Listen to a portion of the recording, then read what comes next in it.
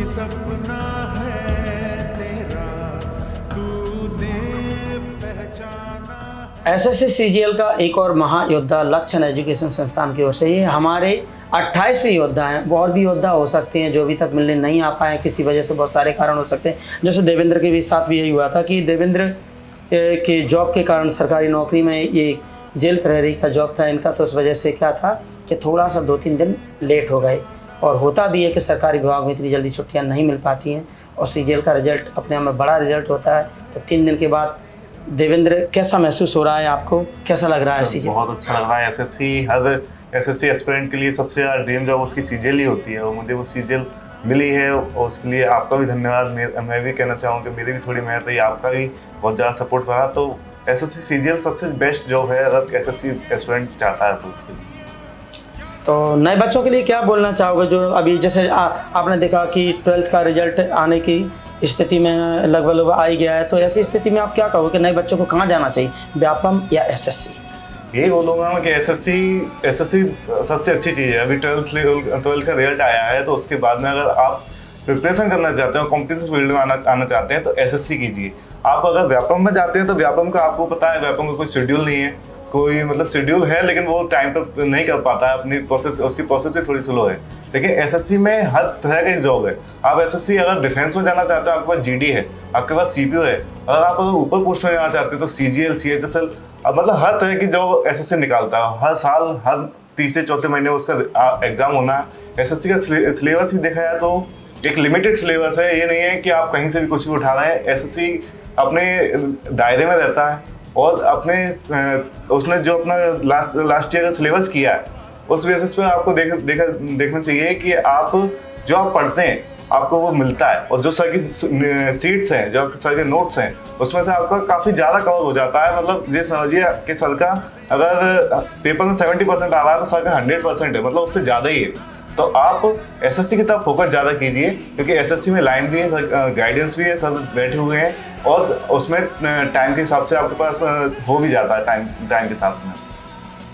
नहीं, तुम्हारा जो सिलेबस हुआ था क्या वो टाइम पर फिनिश हो गया था? जी सर। और तुम जब उस समय जब मेरे पास आए थे तो तुम्हारा एक ही सवाल था कि सर मैं जेल प्रहरी का जब कुछ ऐसा आपके साथ था कि सर मैं क्या करूँ, आज ये फॉर्म भरना है, अब मैं भरूँ जाऊँ कि नहीं जाऊँ, यही था जब कंपू वाली ब्रांच पर तुम आए थे, याद है तुम्हें?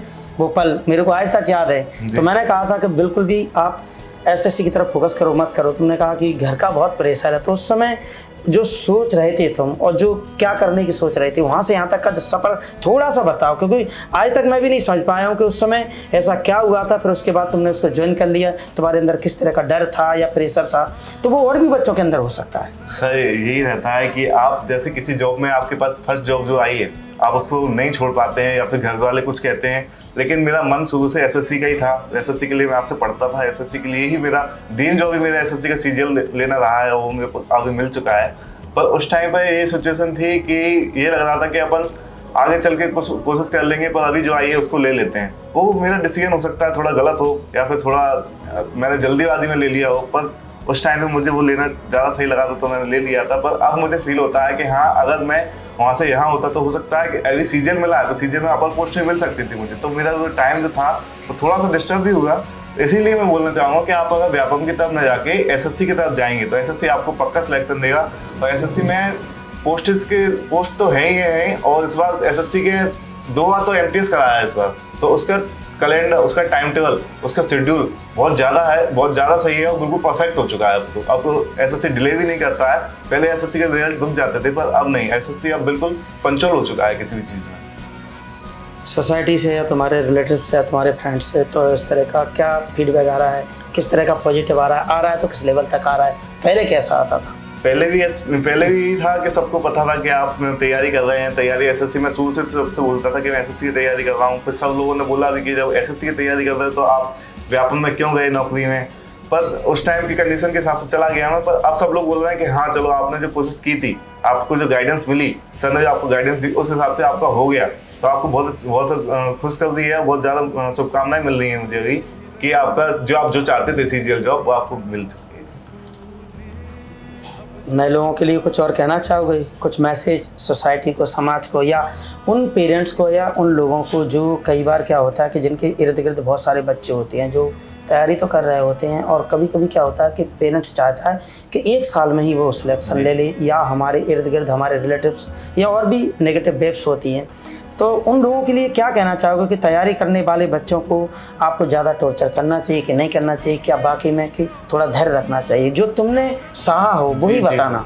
मैं जैसे अपना बताता हूँ, मेरे घर पे इतना कोई प्रेशर नहीं था मेरे पास, लेकिन मैं जैसे आसपास देखता हूँ कि कुछ बच्चों को बोला जाता है कि जैसे और किसी का बच्चा हो चुका है, किसी का कांस्टेबल निकल गया है, किसी का जेल प्रहरी निकल गया है, तो दूसरे से बोला जाता है कि आप एसएससी की तैयारी कर रहे हो, पता नहीं कब आपका होगा। तो एसएससी क्या है, एसएससी एक बड़ी चीज़ है, तो उसमें थोड़ा टाइम लग सकता है। तो आप अगर आपका बच्चा कोई तैयारी कर रहा है तो आप उसका सपोर्ट कीजिए, उसको देखिए, अगर वो कुछ बताना चाह रहा है कि मेरे को इस चीज़ की कमी है तो उसको पूरा कीजिए।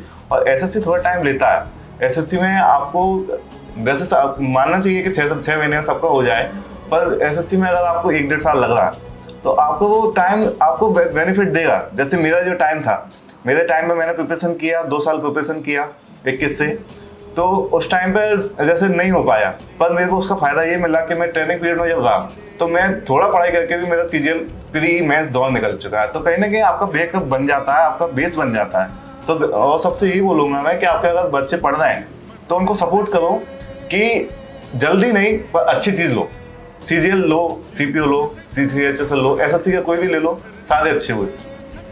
बहुत बहुत शुभकामनाएं हमारी तरफ से, हमारे पूरे लक्षण एजुकेशन परिवार की ओर से कि तुम और भी आगे चल के और भी बड़ी पोस्ट लें।